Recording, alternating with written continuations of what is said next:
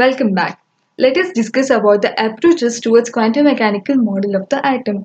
There were two main developments, that is dual behavior of matter and Heisenberg's uncertainty principle, that came up after the Bohr's model of atom. And let us discuss about this in detail. First one is the dual behavior of matter given by de Broglie in 1924. He proposed that matter, just like radiation, should also exhibit dual behavior, that is particle and wave-like properties. This means that just like photon has a momentum and wavelength, even electron should have momentum and wavelength as well.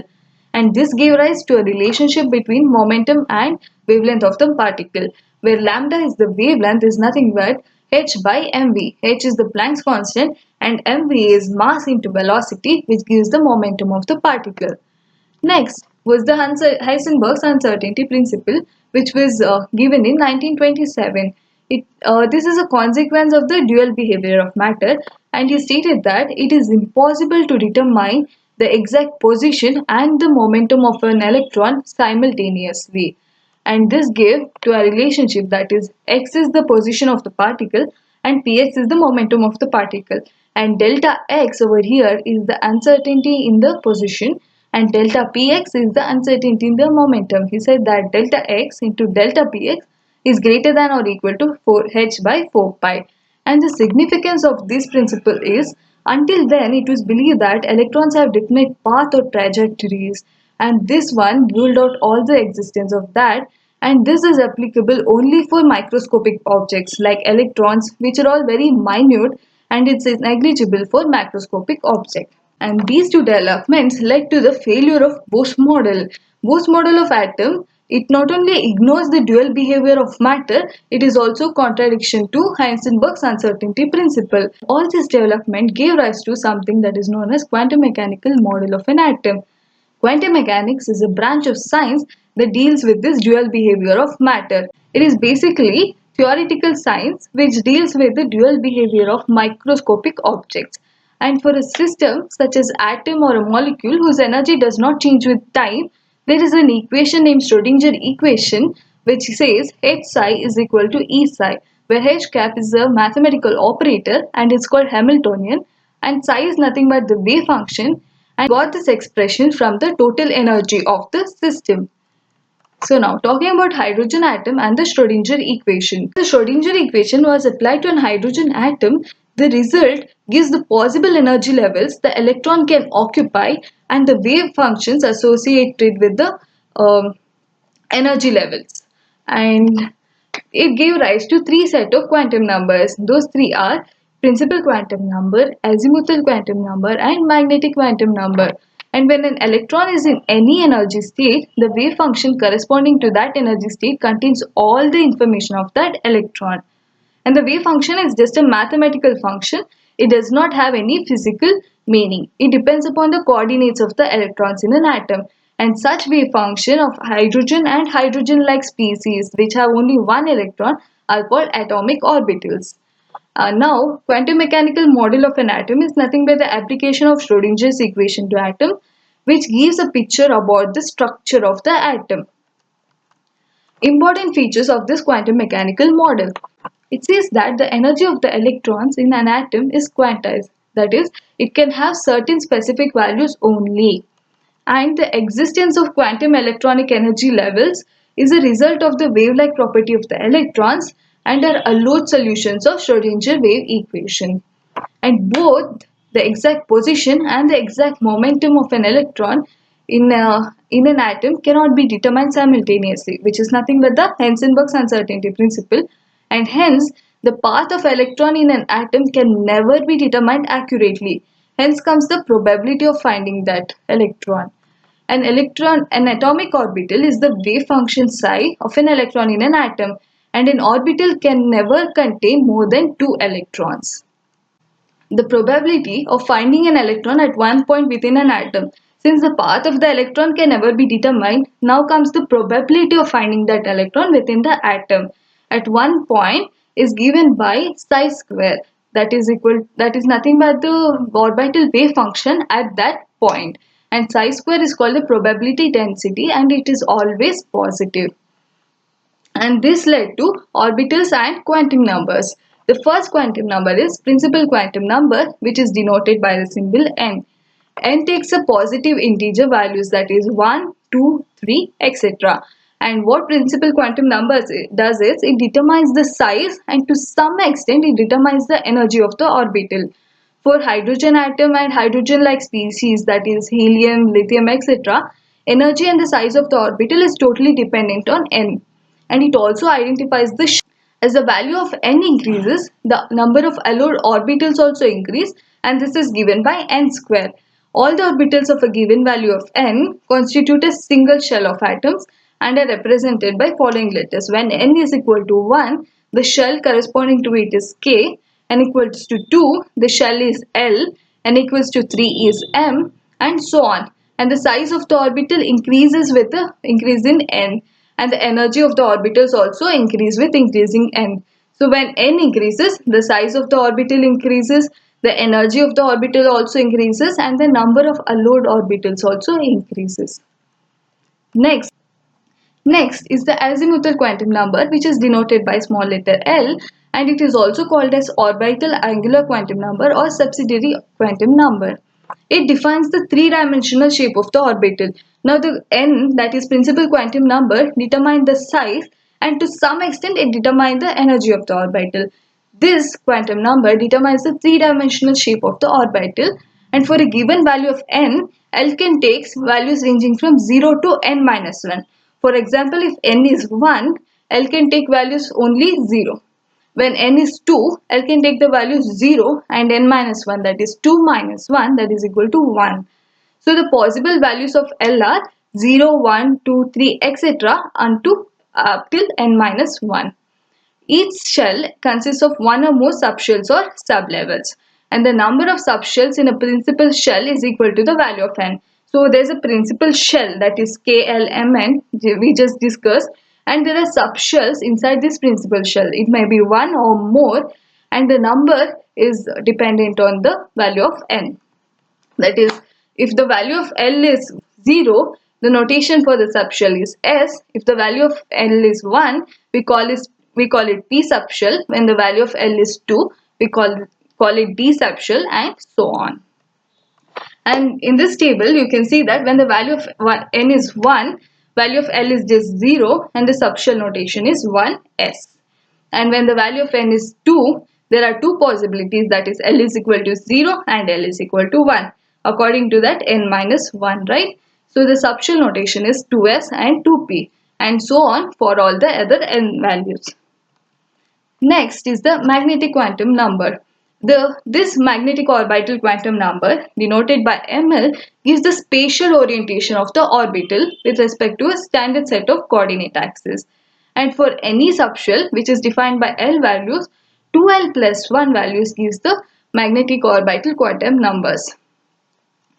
For example, if the value of L is 0, the subshell notation is S, right? And the number of orbitals is given by 2 into 0 plus 1, which is 1, and ml becomes 0. And when the value of L is 1, it is P subshell, and 2 into 1 plus 1 is equal to 3, and the value of ml is minus 1, 0 and plus 1. When the value of L is 2, the subshell will be T subshell, and the number of orbitals will be 2 into 2 plus 1, that is equal to 5, and ml will take the values minus 2, minus 1, 0, 1 and 2. Hence there are 5 different subshells, orbitals.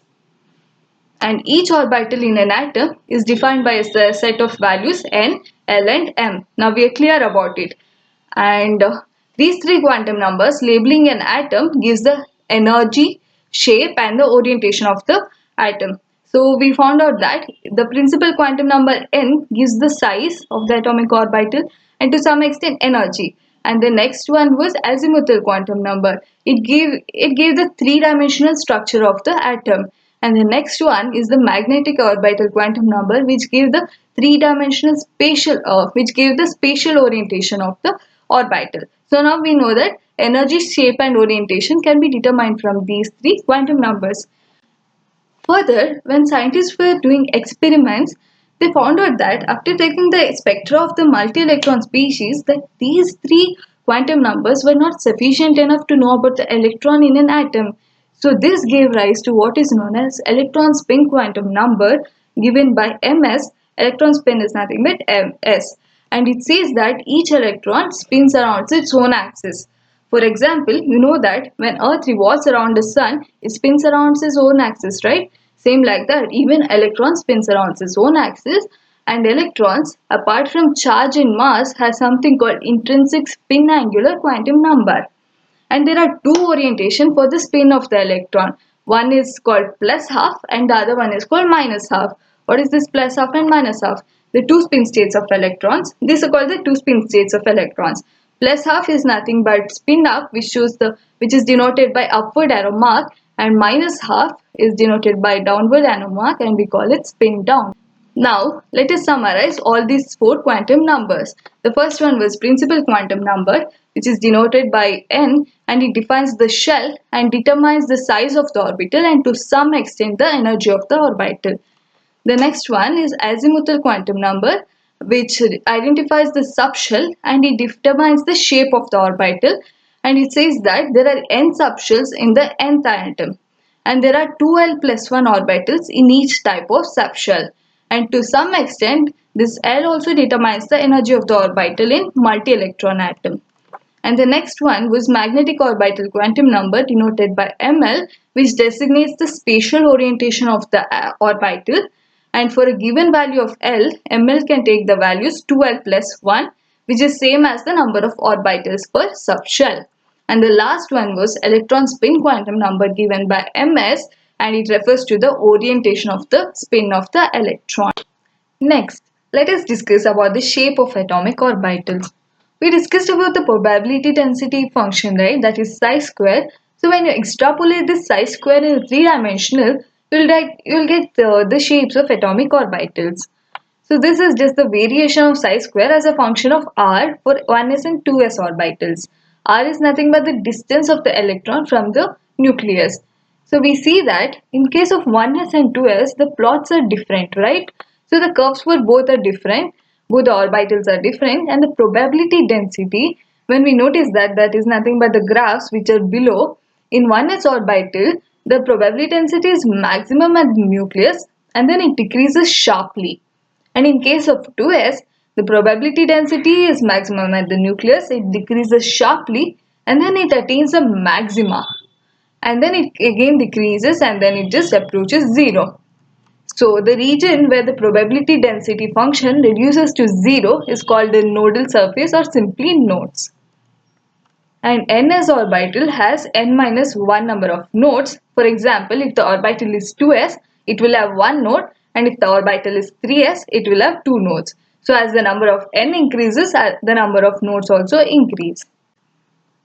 Next is the boundary surface diagram. When this probability density is plotted, we get the boundary surface diagrams. So let us discuss about the boundary surface diagram for s orbitals. So the boundary surface diagram for an s orbital is actually a sphere centered on the nucleus. It is in 2 dimensions. The sphere looks like a circle and it encloses a region in which the probability of finding an electron is almost about 90%. And it just looks like this. It's a sphere. And 1s and 2s orbitals are spherical in shape. In that case, all the s orbitals are spherical in shape and they're spherically symmetric. What does that mean? Spherically, there is symmetry inside the sphere. That is, the probability of finding an electron at a given distance is equal in all the direction because of the symmetry. And this is just the symbol of this is just the structure of s orbital. And as the number, that is principal quantum number, increases, the size of the s orbital also increases. That is, as a number that is n increases from 1 to 3, the size also increases. So the 4s orbitals will have a bigger size than 3s, which will have a bigger size than 2s, and so on. Hence, as the size of the s orbital increases, the electron is located further away from the nucleus.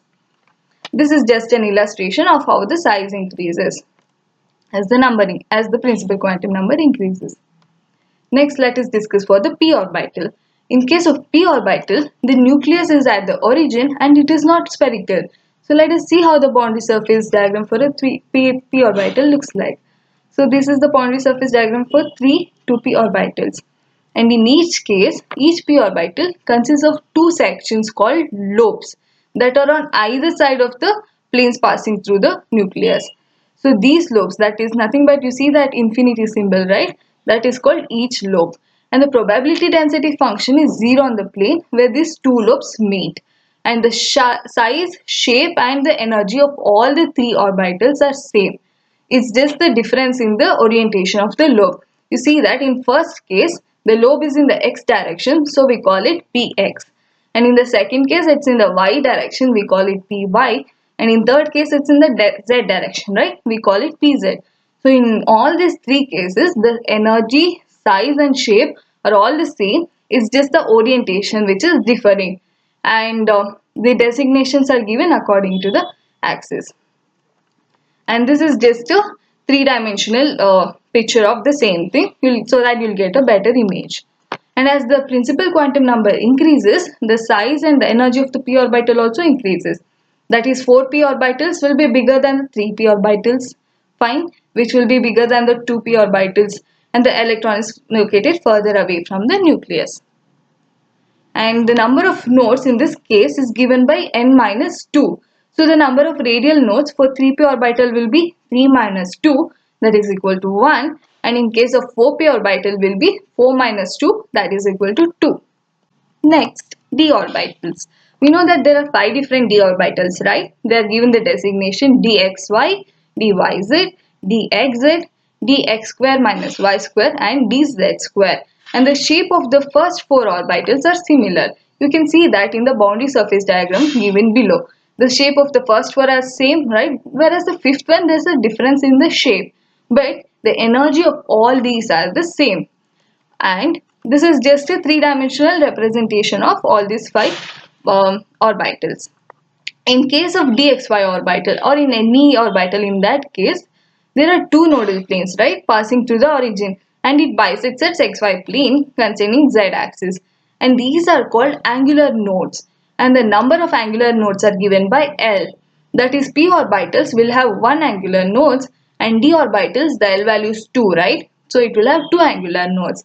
And the total number of nodes is given by n minus 1, and the sum of L angular nodes will have n minus L minus 1 radial nodes. Now let us discuss about the energy of the orbitals. We know that in hydrogen atom, while we were discussing about the principal quantum number, we read that the energy of the hydrogen and hydrogen related species like lithium, helium, all this, the energy is solely dependent on the principal quantum number, right? Yes. In case of hydrogen atom, what happens is the energy of the orbitals in hydrogen atom increases in this manner. That is, 1s will have lower energy than 2s and 2p. In this case, we see that 2s and 2p have equal energy, and which is lesser than 3s, 3p and 3d. All these have equal energy. Let us see the reason for that. Although 2s and 2p are different orbitals, an electron has the same energy when it is present in 2s orbital or when it is present in 2p orbital. The orbitals having same energy are called degenerate. And 1s orbital in hydrogen corresponds to the most stable condition, and it is called the ground state. And an electron residing in this orbital is strongly held by the nucleus, because 1s is very near to the nucleus, so it will be strongly held by the nucleus. And the electrons in 2s, 2p and higher orbitals of hydrogen atom is the excited state. Next, multi-electron atom. So in case of multi-electron atoms, they are not just solely dependent on the principal quantum number, they are dependent on azimuthal quantum number and orbital quantum number as well. So for a given principal quantum number, S, P, D and F all have different energies in case of multi-electron atom. So for example, if we consider N is equal to 4, 4s will have a different energy than 4p, 4p will have different energy than 4d and so on. So the trend in this is S will have lesser energy than P, P will have lesser energy than D and D will have lesser energy than F. And this is not what we observed in case of hydrogen, right? There P was equal to D and F as well. So the main reason for this is the mutual repulsion among the electrons in the multi-electron atoms, which leads to the differences in the energies among S, P, D and F. And thus the stability of an electron in a multi-electron atom is because total attractive interactions are more than the repulsive interactions. and the attractive interactions of an electron increase with the positive charge on the nucleus. And due to the presence of electrons in the inner shell, the electrons in the outer shell do not experience much of this positive charge of the nucleus. So we say that the inner shell's electrons are shielding the outer shell electrons from this positive charge, and that is nothing but the effect will be lower due to the partial screening of the positive charge on the nucleus by the inner shell electrons. And the net positive charge experienced by the outer shell electrons is given by effective nuclear charge, that is ZeFF into E. As the atomic number increases, the energy of interactions decreases and the net effective nuclear charge increase, and the energy of the orbitals in the same subshell will decrease. Binding of orbital electrons to the nucleus is in this order. So the S electrons will be bound tight to the nucleus than the P electrons, which will be bound tighter than the D electrons, and so on. So N plus L values of an orbital decreases upon the decreasing energy. And next is the filling of orbitals in an atom. This is a very important concept, and the orbitals are filled in an atom according to the Aufbau principle. And let us see what this is. The filling of electrons in orbitals of different atoms takes place according to Aufbau principle, which is based on three main factors, that is Paull's exclusion principle, Hund's rule of maximum multiplicity, and the relative energies of the orbitals, which we will be discussing further. So Aufbau simply means building up, that is nothing but filling of orbitals into electrons, filling of orbitals with electrons. So the principle states that in the ground state of the atoms, the orbitals are filled in the increasing energies.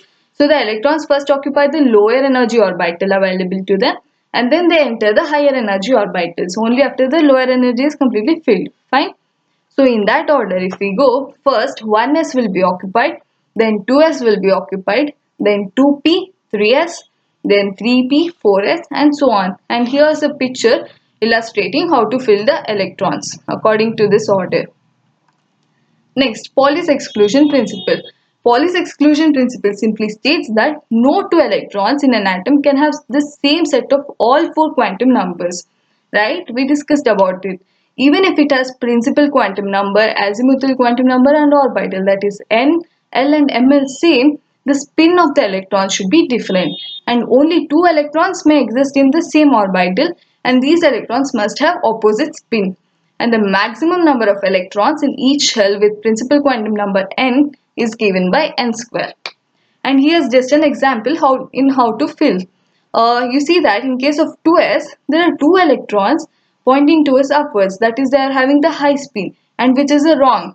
So according to Paull's exclusion principle, there should be only two electrons and they should have opposite spins. So the bottom one is a correct example. So next is the Hund's rule of maximum multiplicity. And this rule deals with filling of electrons into orbitals belonging to the same subshell. And what do we call this? Degenerate orbitals, right? Fine. The statement is pairing of electrons in the orbitals belonging to the same subshell, that is P, D or F, does not take place until each orbital belonging to that subshell has one electron each.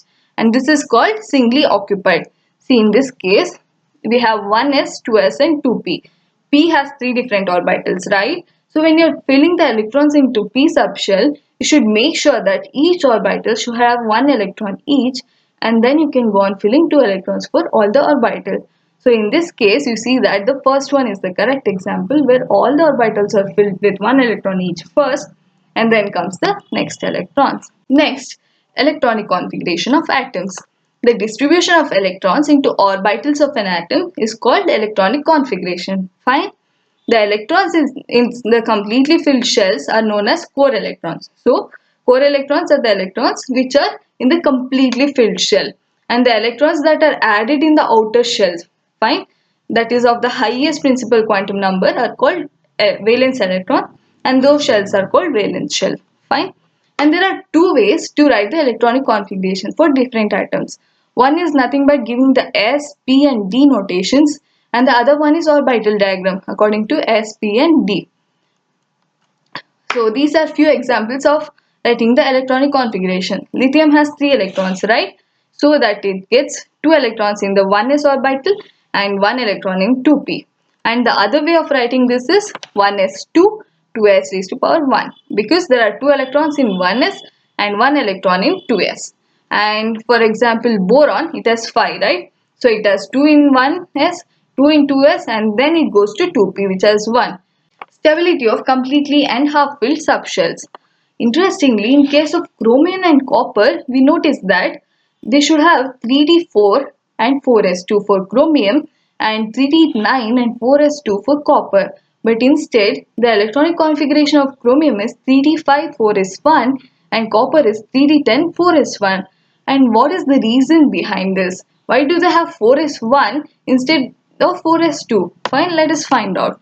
The reason is extra stability, that is the lower energy. You see that D subshell can occupy a maximum number of 10 electrons, right? And the 10 electrons in the D subshells means that it is completely filled. And the half of that is 5, right? So it means it is half filled subshell. So these completely filled and the half filled subshells are known to be stable. And thus P3, P6, D5, D10, F7 and F14. All these configurations having half filled and completely filled electrons are more stable. Completely filled subshells are more stable. And hence, chromium and copper attain D5 and D10 configuration to attain stability. And this symmetry leads to stability, so that it just looks more symmetrical and it gets the stability. And the other reasons for this is relatively small shielding and small Coulombic repulsive energy and larger exchange energy. We notice that when 2 or more electrons with the same spin are present in the degenerate orbitals, there will be a stabilizing effect arising because of that. And these electrons tends to exchange their position, and the energy released due to that is called the exchange energy, and the number of exchanges that can take place is maximum when the subshell is either half filled or completely filled. So this is about the atomic structure. I'm hoping you found the course interesting, and thank you for watching.